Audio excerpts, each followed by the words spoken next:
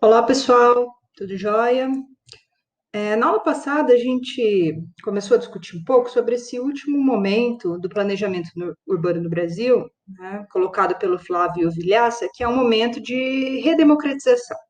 É um momento onde a população ela é convidada, né, a participar ali do processo de planejamento, e um momento também que pretende tornar a cidade um pouco mais justa do ponto de vista social e ambiental, né? Para isso são postos ali conceitos, né, do direito à cidade, da função social da propriedade, e isso tudo, né, busca ser garantido a partir da elaboração de novos planos diretores, que a gente vai discutir então nessa aula, né, quais são os conteúdos, né, como se pretende alcançar então esses conceitos da reforma, né, da dita reforma urbana, né? Isso porque a produção do nosso espaço urbano, né, historicamente ali no Brasil, ele sempre privilegiou os interesses individuais e de fortes grupos econômicos, né? E como que isso acontece? A partir de vários artifícios, né? No processo de gestão do planejamento ali das cidades, né? Por exemplo, do investimento de infraestruturas, né? Nas áreas pertencentes a esses grupos, né? A partir do direcionamento de leis, né? Do direcionamento da expansão urbana para certas áreas de interesse. Então, são várias manobras que historicamente foram implantadas, né, e que impossibilitaram ao longo do tempo o direito à cidade, né, facilidade de acesso à moradia, moradia de qualidade, aquela que contempla as infraestruturas urbanas, o acesso ao que a cidade oferece, né, a cidade formal. Por conta disso, a gente tem um processo histórico de exclusão mesmo social, né, na cidade. Ou, né, um processo onde a população com menor poder aquisitivo acessa, né, uma cidade que não oferta, né, todas essas questões, ao menos, né, nem todas com uma qualidade excelente, né? Então, faz parte da atividade da aula de hoje um texto que vai discutir sobre esse processo, então, né, de exclusão dessas camadas sociais na participação da cidade, né? E, em contrapartida, essa associação entre Estado e grupos, né, econômicos favorecidos ao longo do processo, né, ao longo da história do Brasil. Tá? O fato, né, é que o Estatuto da Cidade, que é criado em 2001, vai tentar embasar um novo formato para os planos diretores e criar novos instrumentos para tentar, né, desafiar esse processo, né?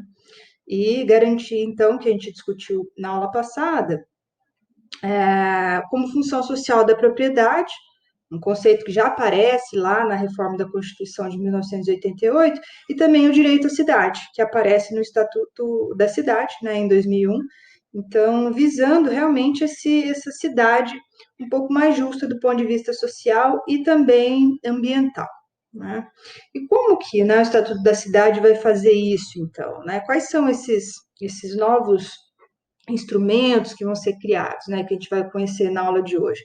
São instrumentos que vão tentar induzir o desenvolvimento, o crescimento urbano, então, aonde interessa do ponto de vista ambiental e onde interessa também ao Estado, né, e a todos, né, sem, né, deixar de incluir ali esse grupo social tradicionalmente excluído, então, né, mais carente, tradicionalmente excluído nas políticas públicas brasileiras, né?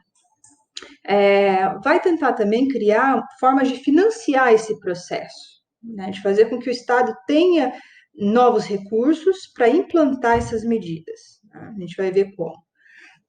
Vai tentar também criar ferramentas ali para regularização fundiária, porque historicamente no Brasil a gente tem áreas de invasão ou áreas que foram, né, loteadas, vendidas, né, comercializadas, ou seja, as pessoas pagaram por isso, mas que se mantêm irregulares, né, porque o sujeito não forneceu todas as infraestruturas, né, a loteadora, que deveria, né, à cidade, né, ao poder público, ou não destinou áreas para implantação de equipamentos públicos, e por isso elas se mantêm irregulares. Então, elas precisam ser regularizadas. A gente precisa dar posse regular para os moradores, né?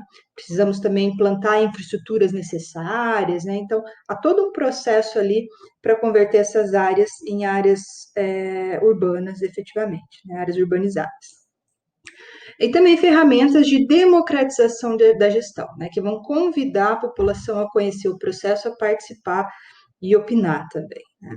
Os planos diretores, eles devem ser feitos, então, a partir de 2001, para todos os municípios com mais de 20 mil habitantes, ou municípios, né, que, embora tenham menos de 20 mil habitantes, sejam integrantes de regiões metropolitanas ou grandes aglomerados urbanos, né, que, embora não sejam regiões metropolitanas, configuram grandes aglomerados, né, ou áreas de interesse turístico, né, áreas de empreendimentos que tenham ali impactos ambientais, né, então são áreas dinâmicas, áreas ali que por alguma razão demandam um planejamento mais eficiente e também um planejamento que vai ser revisto, né, com mais frequência, porque os planos diretores devem ser revistos a cada 10 anos ou menos, né? Quem determina isso é cada município.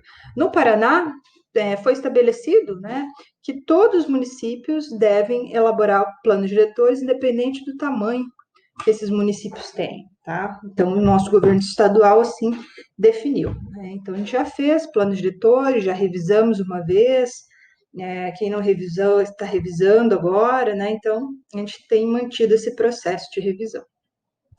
O plano ele é composto por algumas etapas, né? A gente tem o plano de trabalho, que vai dizer quais são as etapas, o que cada etapa inclui, né? Como vão ser realizadas essas etapas. Depois a gente tem um diagnóstico urbano, né? Um diagnóstico ali de tudo que importa ao desenvolvimento municipal. Então, um diagnóstico da saúde, né? Como são os equipamentos de saúde, os bairros que têm acesso a esses equipamentos, os que não têm, como, né, dentro de cada equipamento estão as condições de infraestrutura, instalações, quais são as principais causas de doença, enfim, né, isso é feito para cada setor mesmo, saúde, educação, transporte, infraestrutura urbana, então um diagnóstico bem completo, né, composto por textos, mapas, tabelas, né, levantamentos de campo, dados oficiais do IBGE, né, então, também entrevistas, né, coletas junto aos órgãos públicos municipais. Depois a gente tem uma etapa de diretrizes e proposições, né, que a gente entende assim, bom, se na etapa 2 a gente tem este cenário, onde que a gente quer chegar, então, no futuro, né? E para isso a gente estabelece algumas diretrizes, né? Então, por exemplo, a principal causa de adoecimento, de morte aqui no município são, sei lá, doenças associadas a questão circulatória. Então, o que a gente deve implementar para evitar, né, para reduzir isso? Tá? Então, são as chamadas diretrizes. Depois a gente tem a fase da legislação, que são as leis urbanísticas, né, ou né, ações ali, né, que a gente vai tentar implementar para atingir essas diretrizes. A gente vai ver que leis são essas. E uma última etapa, que é a etapa do plano de ação e investimentos, onde a gente lista essas ações das diretrizes, coloca preço no que for preciso, né, orça isso, e define, então, ao longo da duração do plano diretor, né, ou ao longo de 5 anos, porque o plano de ação é para 5 anos, né, e depois para, né, mais 5, porque os valores mudam muito, oscilam muito em 10 anos, né, então o plano de ação é para 5 anos. Então, nos próximos 5 anos, o que é prioridade? Né? O que a gente vai investir primeiro em cada setor? Né? Porque o município ele tem uma capacidade de investimento por ano, ele não consegue realizar tudo imediatamente. Tá? Então, essa é a estrutura dos planos diretores. E na etapa da legislação básica, as leis que fazem parte desse pacote são, né, uma lei mais geral, que é a lei do plano diretor municipal, que vai dizer quais são os instrumentos, né, que a gente vai conhecer que vão ser utilizados no urbanismo, quais são os instrumentos urbanísticos que vão ser utilizados no município, né, para atingir esse direito à cidade, a função social da propriedade, né. Então, é uma lei um pouco mais ampla, né, que vai direcionar as outras que a gente vai ver, né, que é a lei do perímetro urbano, que vai dizer, né, o que é urbano e o que é rural no município, né? Então, apenas dentro do perímetro urbano a gente vai ter ali certos parâmetros, né, que vão funcionar e a gente vai permitir usos urbanos, em geral, apenas aqui dentro, né, loteamentos urbanos, né, os usos rurais vão se manter ali em sua maioria, principalmente ali fora do perímetro urbano, tá? O que mais, né? A gente tem a lei do parcelamento do solo, que são as leis que vão regulamentar os loteamentos urbanos. Então, vamos dizer, né? Qual que é o tamanho dos lotes, qual que é o tamanho das ruas, do sistema viário, qual que é a porcentagem de áreas que devem ser doadas ao poder público municipal para que ele construa equipamentos urbanos, né? Então, parâmetros associados ao parcelamento do solo. A lei do sistema viário, que vai estabelecer a hierarquia das ruas, né? Vai olhar para esse sistema de circulação das cidades e vai dizer, né, quais são as vias principais, né, as arteriais e as secundárias, né, que são as coletoras, as conectoras e as locais, e qual que é o tamanho, né, de cada uma dessas vias, né? Quais são as condições de acessibilidade, enfim, né? A lei de uso e ocupação do solo, que vai criar os parâmetros de zoneamento, né? Ou seja, de uso, as atividades que eu posso e não posso ter em cada área da cidade, e os parâmetros de ocupação do solo, que são os parâmetros que vão dizer como se constrói ali, como se ocupa cada lote, né? Cada porção ali dessas zonas, né? Então, são parâmetros de altura, de afastamentos, de área permeável, né? Taxa de ocupação que a gente vai conhecer ali futuramente nesse ano, tá? Então, são os parâmetros de uso e ocupação do solo. A lei também é conhecida como de zoneamento urbano, né?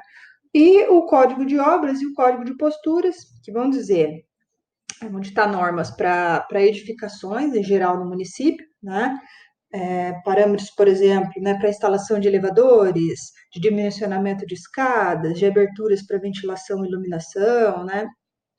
E o código de posturas que vai ditar sobre questões ali para civilidade, né, pública, sobre ruídos, poluição atmosférica, incomodabilidade, né? Questões mais gerais ali de convivência, tá bem? Então, essa é a estrutura das leis, né, que vão compor.